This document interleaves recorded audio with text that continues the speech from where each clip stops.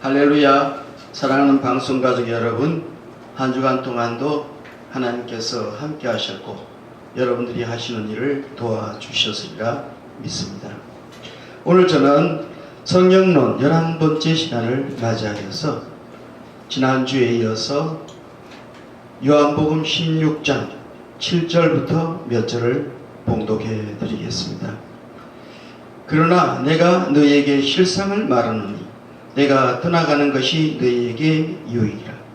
내가 떠나가지 아니하면 보혜사가 너희에게로 오시지 아니할 것이요 가면 내가 그를 너희에게 보내리니 그가 와서 죄에 대하여 의에 대하여 심판에 대하여 세상을 책망하시리라. 죄에 대하여라 함은 그들이 나를 믿지 아니하며. 아멘. 여기에 말씀 가운데 보면은 먼저는 보혜사라는 말씀이 있습니다. 성경에 또 다른 이름이죠. 헬라어로 이야기하면 파라클레토스. 이 파라클레토스라는 말의 의미는 중재자, 변호인, 위안자, 그런 의미를 갖고 있습니다. 세상 법정에도 그렇지 않습니까? 꼭 누가 있어야 됩니까? 변호사가 있어야만이 재판이 진행됩니다. 하나님의 세계 속에서도 영적으로 볼 적에 이 악한 마귀는 언제나 참소를 하지요. 하나님은 마지막 최종 재판을 하십니다. 거기에 대해서 어떤 사람을 두고 그 죄 지은 것에 대해서 이 보혜사 성령께서는 변호를 하십니다. 그러면서 그 죄 지은 것을 깨닫게 하시고 회개하게 하고 아버지 앞으로 돌아오게 하는 일을 합니다. 요한일서 2장 1절에 보면은 이런 말씀이 있습니다. 나의 자녀들아 내가 이것을 너희에게 쓰면 너희로 죄를 범하지 않게 하려 함이라. 만일 누가 죄를 범하여도 아버지 앞에서 우리에게 대언자가 있으니 곧 이루신 예수 그리스도라. 예수님께서 우리의 죄를 친히 담당해 주셨을 뿐만 아니라 대변해 주십니다. 아버지, 나를 보시고 이 사람을 좀 용서해 주세요. 내가 이 사람의 죄를 다 담당하고 십자가에 못 박혀 죽었지 않습니까? 내 빚값을 보시고 용서해 달라는 그런 대언자의 역할을 하신다고 그랬습니다. 죄를 범하지 않게 하려면 무엇보다 죄가 무엇인가를 깨달아야만 합니다. 죄가 뭔지를 알아야만이 죄를 범하지 않을 수가 있습니다. 그러면은 조금 전에 읽어드린 말씀 가운데 보혜사의 성령이 오면은 죄에 대하여서 책망하신다고 그랬습니다. 여기 죄에 대해서 책망하는 것은 어떤 의미냐면 먼저 이 죄라는 문제를 한번 생각을 해보겠습니다. 죄는 헬라어로 하마르티노라는 말을 씁니다. 관역판이 있는데 그 관역판에서 빗나가는 것을 말합니다. 한국의 이 양궁은 세계적이죠. 남자들도 아주 잘하고 여자들도 잘합니다. 그래서 세계를 제패하고 세계의 신기록을 세우는 그런 경우가 많습니다. 그런데 이 양궁을 쏘아가지고 어디에다가 쏩니까? 그 앞에 번호판이 있습니다. 아주 정확하게 맞히면은 10점이고 그 다음 9점, 8점 이런 식으로 나가는데 그 원판을 빗나가 버리면은 점수가 하나도 없습니다. 아무리 쏘아도 점수를 얻을 수가 없습니다. 이게 바로 빗나가는 것입니다. 하나님의 세계에는 하나님의 규범이 있습니다. 다른 말로 하면 하나님의 말씀이 있습니다. 그 하나님의 말씀을 빗나가 버리면 그것을 바로 죄라고 합니다. 하나님께서 사람을 만드신 그 목적이 있습니다.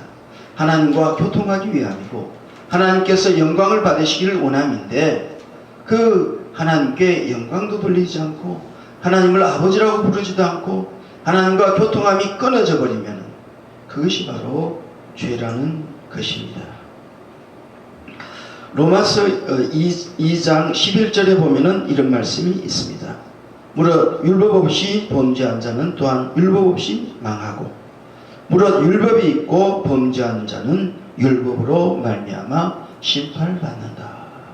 이게 율법의 규범이고, 또 율법 없는 자도 율법 없이 그렇게 하나님을 대적하고 다른 신을 숭배하고 타락한 생활을 하면은 하나님이 심판하신다고 그랬습니다. 그러니까 이스라엘 백성들에게는 하나님께서 율법을 주셨지만은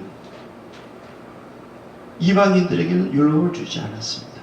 그러나 사람에게는 하나님의 형상과 하나님의 모양대로 지음을 받은 그런 잔재들이 있기 때문에 소위 말하는 양심이라는 게 있습니다.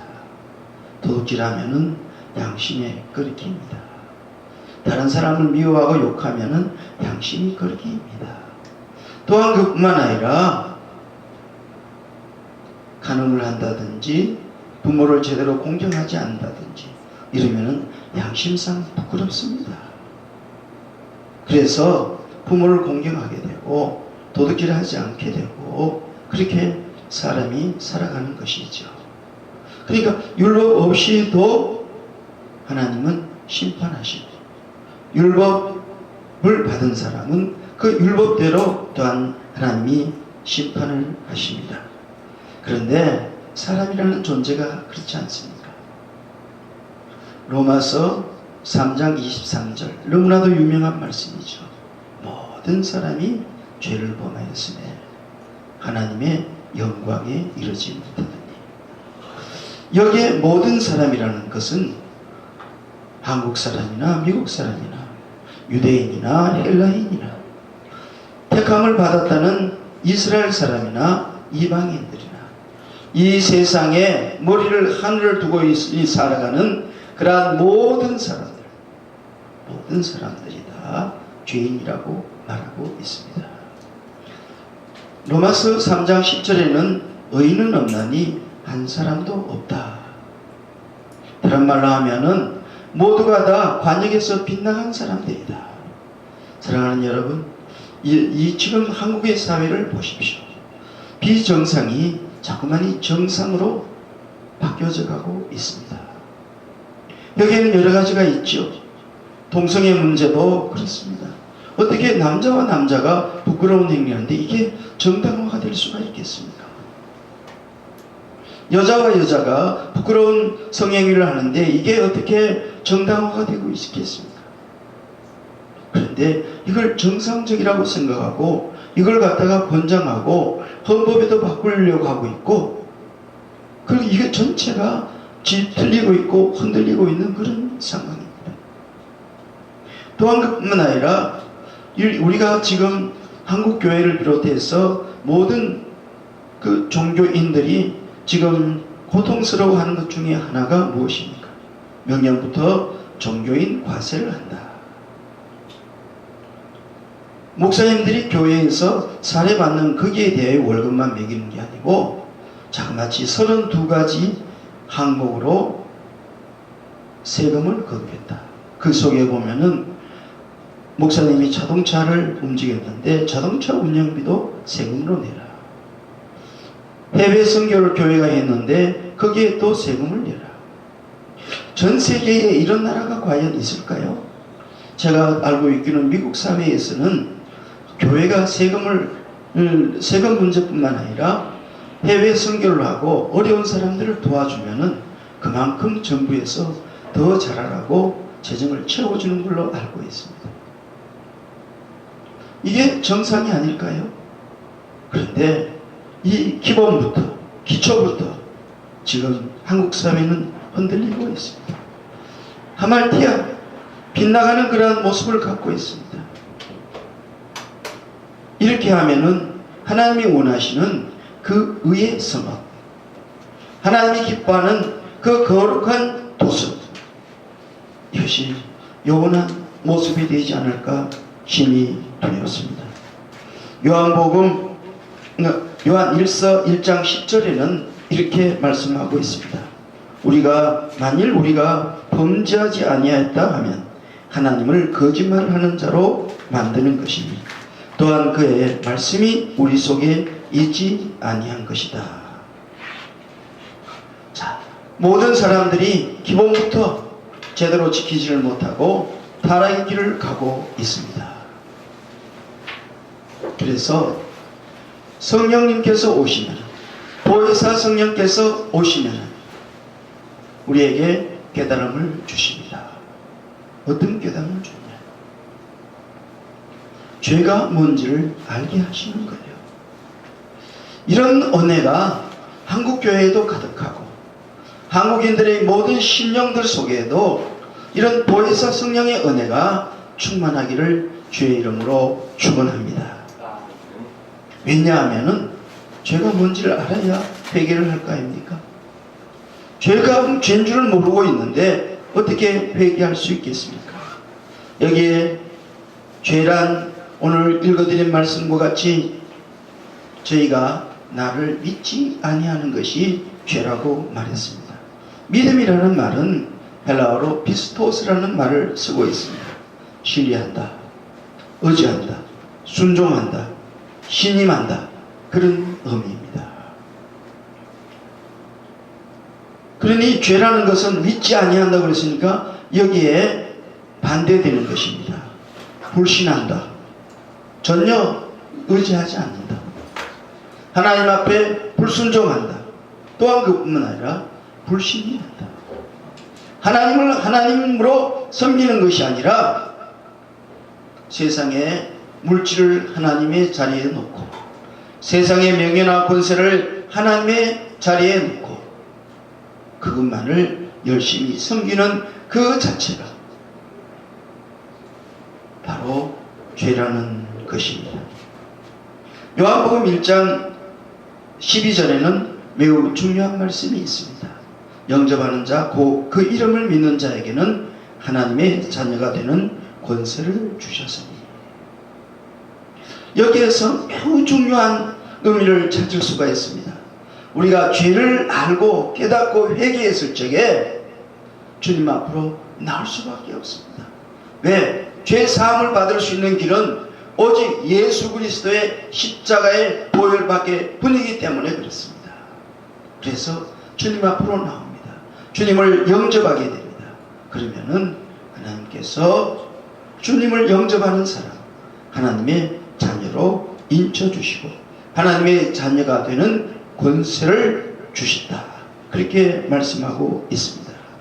사랑하는 여러분, 여러분들이 심령 속에 예수 그리스도를 영접하여서 하나님의 자녀가 되는 놀라운 은혜와 축복을 받을 수 있기를 주의 이름으로 축원합니다.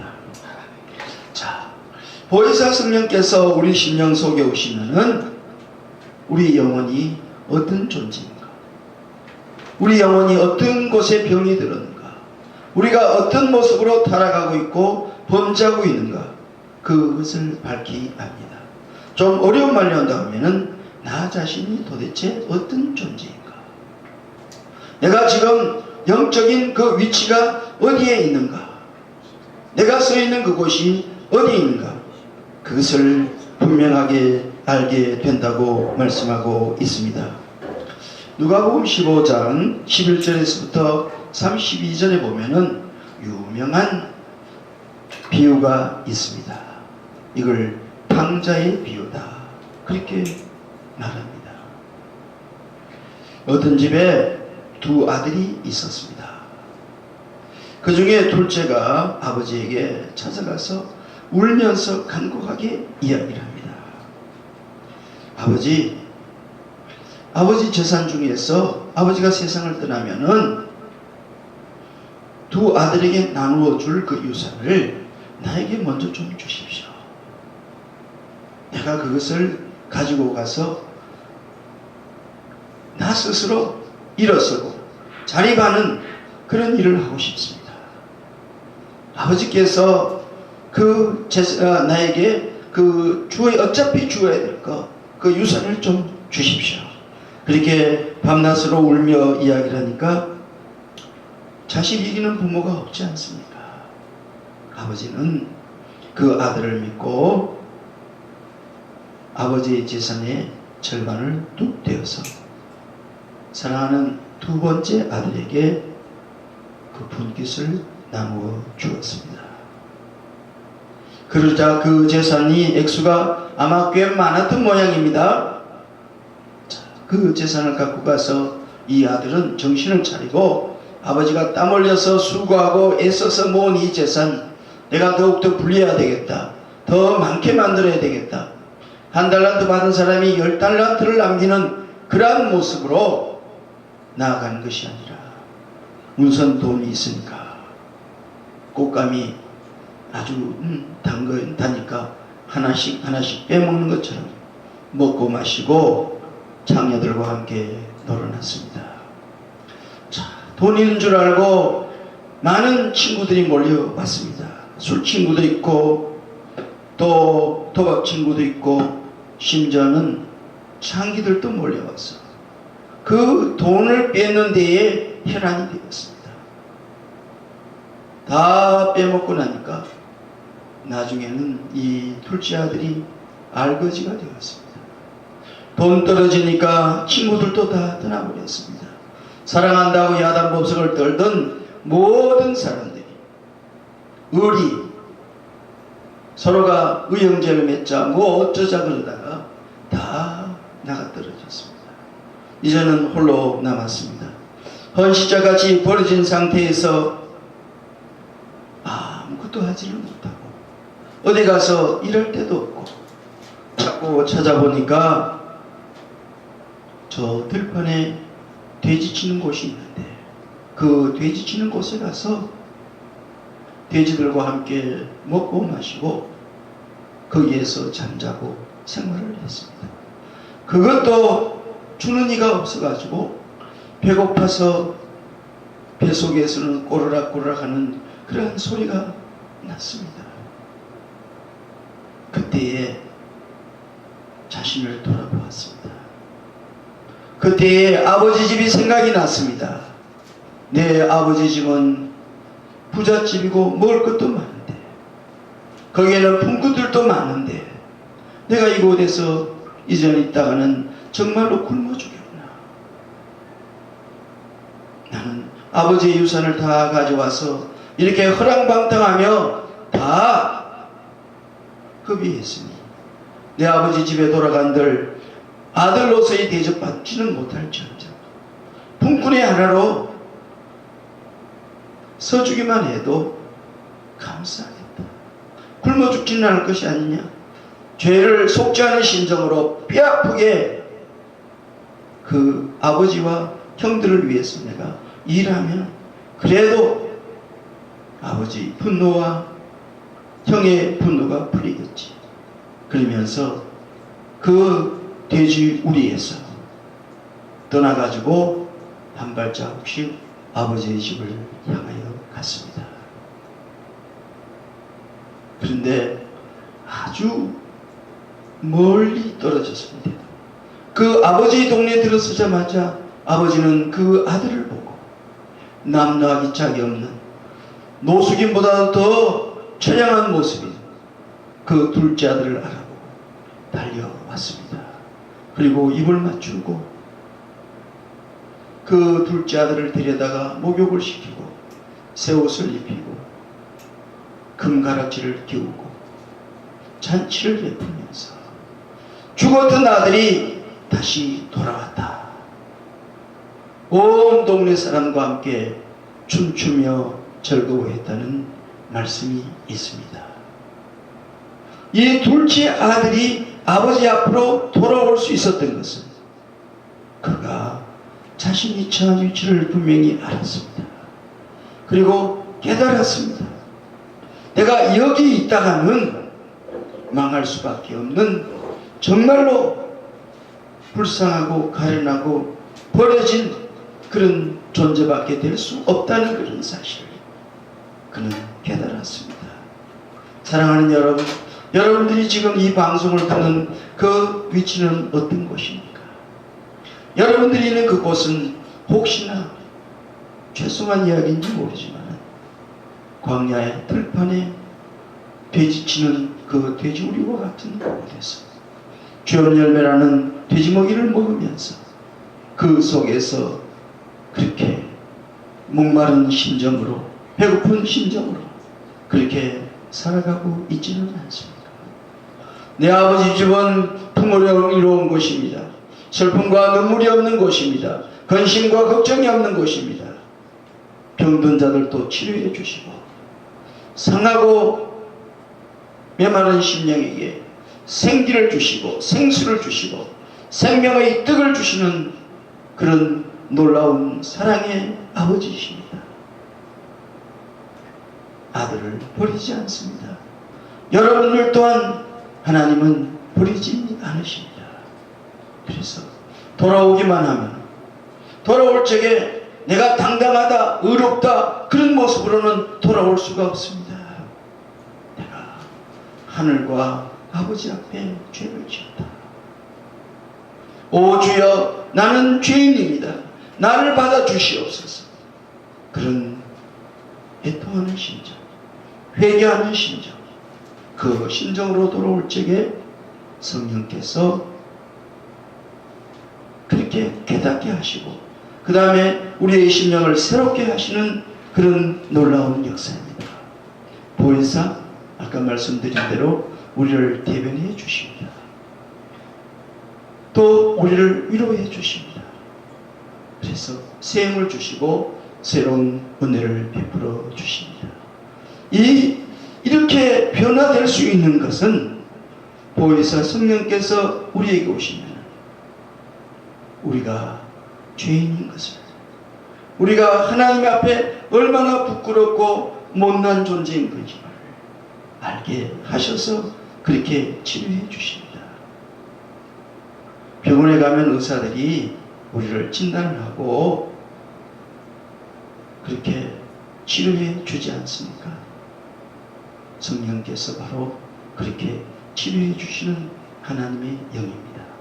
성령님의 목표는, 성령님께서 그렇게 하시는 목적은 거룩한 주의 백성들, 성령은 거룩한 영이시기 때문에 우리를 거룩한 하나님의 자녀로 만드시는 일을 지금도 하고 계십니다. 마음의 문을 여십시오. 주님께서 우리의 심령의 문을 두드리고 계시는 그 주님의 음성을 들으시기를 바랍니다. 그래서 주님과 함께 먹고 마시고 주의 은혜와 축복과 평강이 넘치는 그런 귀한 하나님의 은총이 이 방송을 듣는 사랑하는 여러분들에게 언제나 충만하게 임하시기를 주 예수 그리스도의 이름으로 축복합니다. 감사합니다.